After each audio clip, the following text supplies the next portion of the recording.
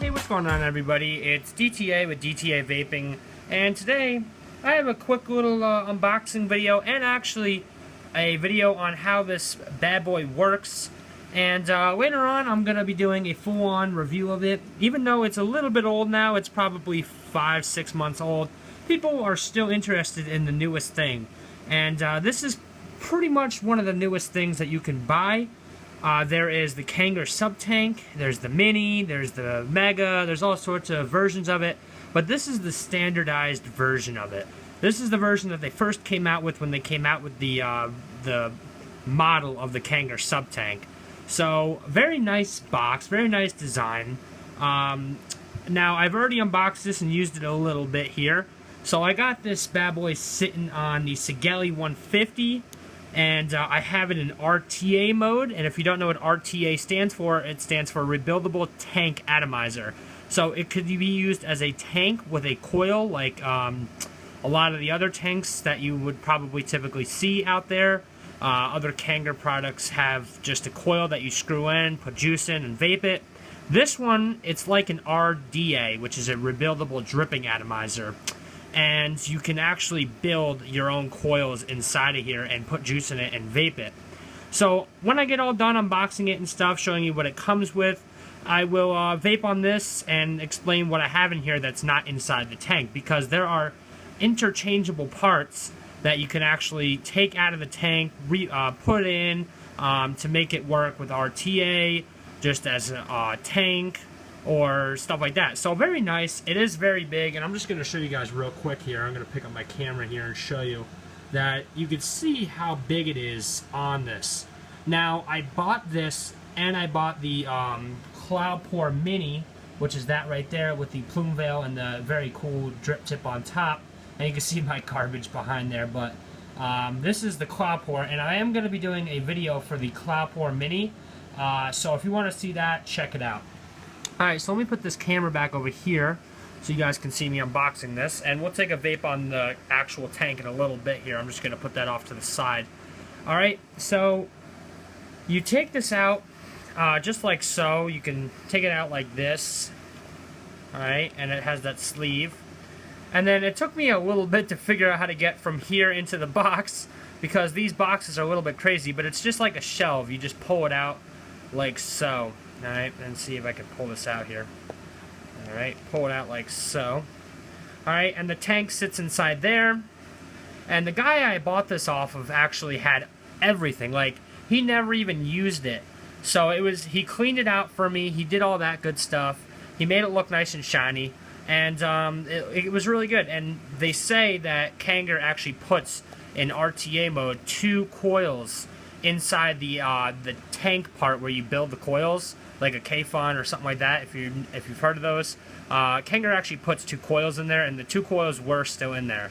So the guy that I bought it off of never even used the tank, so I have a brand new Kanger Subtank. So that's pretty cool. So the tank goes in there, and underneath that you have a book, a pamphlet, or whatever you want to call it here, an instruction book, how to use it, how to build the coils, how to replace the deck and stuff in there.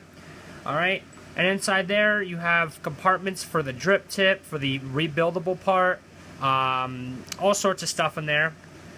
Alright, so I'm going to pull out some of these parts in here. So this is the base. I believe this is the base where you screw on your actual coil. If you were to go to the store and buy a coil for this, because you can put just normal coils in here and rechangeable coils, and this would be the part that you would screw it into. Alright, so I'm going to put that off to the side. The next thing is the top. Alright, so this is like a top cap. This will go on the top of the tank, and I'll show you that on the tank in a minute. And it screws into the top, and you can actually see right here, if you can see that lettering right there, it says Kanger Tech right on there, on the top there. So that would be where you screw it onto and do that fun stuff there. Alright, so moving on. Kanger also gives you replacement coils. I would believe that all of these coils there's 2 coils in here and 2 screws in case you lose your screws. The 2 coils together probably equal 0.5 ohms. Alright, And another little baggie. I'm not sure what goes in here. Maybe there was something else in here that the guy that I bought it from just took out and put it on the tank. But this was probably, like it says on the bag, RBA. So if you wanted to do a rebuildable atomizer, that's probably where all the parts you would put in there. Alright, so that's pretty much all that comes in the box, guys. Now I'm going to show you the actual tank. I'm going to put all this stuff back in here inside the box so I don't lose it. Alrighty. And put it back in here. Back in there. Slide it over top. Alright. So now, you can see me now. Alrighty. Alright, so we're going to take a look at the actual tank. Alright, so hopefully you guys can see this alright. The drip tip on top. This is the place that I was talking about with the Kanger writing. You can actually rechange this piece if you wanted to take out the rebuildable part and just put a regular coil in there and screw it in there. And I'm going to be doing, next time I go to build this, I'm going to be doing another video. So you guys stay tuned for that, and I'll show you how to do all this. Now, if you want me to do it, if you're watching this and you want me to do it and it's not out yet, just leave a comment below and I'll get right into that for you guys. Alright, inside the tank is the rebuildable part where you put your coils that you've made yourself in there and all that stuff, and your wick and everything. And then after you do all that, you juice it up and screw it into the bottom, and then you'd put the glass on there and you put the juice in there. So very kind of a complex design, but it is very cool. So I'm going to vape this 3 different ways. I believe there's 3 different ways to vaping it. There is completely open, 2 holes open, and 1 hole open. So right now I have it on 3 holes open. I'm going to vape it at 35 watts exact. Very nice. I do have the AC on, so there is a little breeze coming through the room. But very nice. I like the amount of airflow you get in this tank. Very nice. A lot of vapor. A lot of vapor. Alright. So, if I had to choose between this tank, and I know we're not talking about the Aspire Atlantis. I don't know if you know what that is or not. But the Aspire Atlantis is kind of the Aspire version of the Kanger Subtank. I don't know. They're both very similar to me.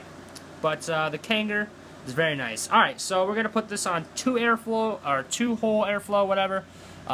2 instead of 3, or completely open. A little bit tighter.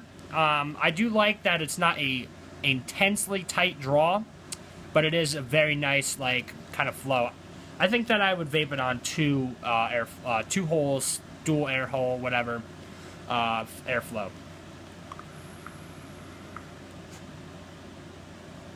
And by the way, I was watching Rip Trippers, as everybody does, and he said not to put like a lot of VG in here. He said that it works very well with 70% VG and under.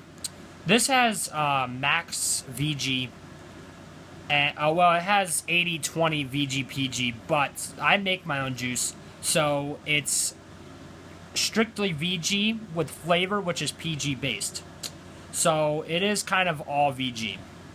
Alright, so it does work to a degree, and I don't know if I can put this on 1 air hole. There we go. This is 1 air hole.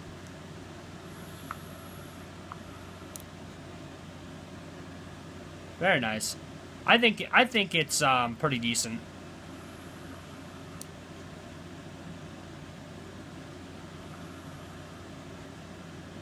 Not my cup of tea for 1 air hole, but it is pretty nice. And I would say anybody who likes smoking cigarettes, you know, the 1 air hole design is mainly for them who smoke cigarettes, have a tighter pull, you know, what the hell is the word I'm looking for? Like resistance, sort of, you know what I mean? Like they're used to it.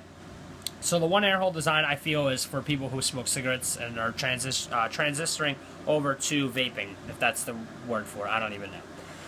Alright, so we're going to take 1 more vape on 1 air hole.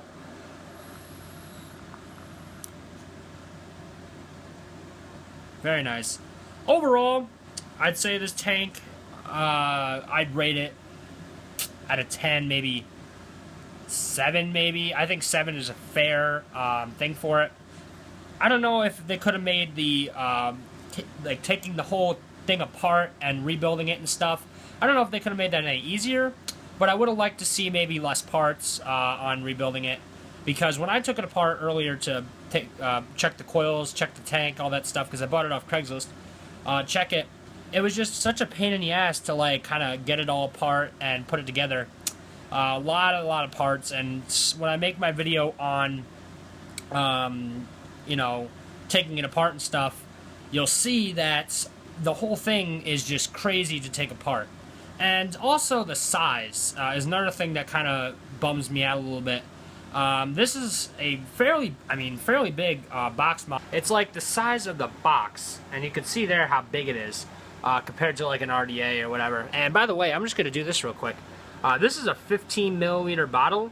This is pretty much the size of a 15 milliliter glass bottle from Space Jam is the bottle I was using, but any 15 milliliter is pretty much the same if you have just like a height sort of thing to it.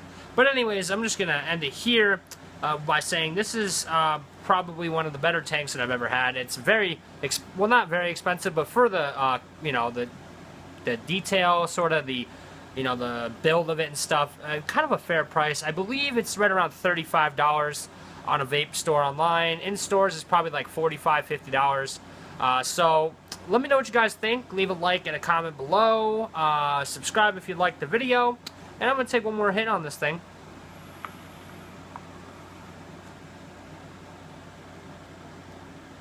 Very nice. And as always, keep vaping, guys. Peace.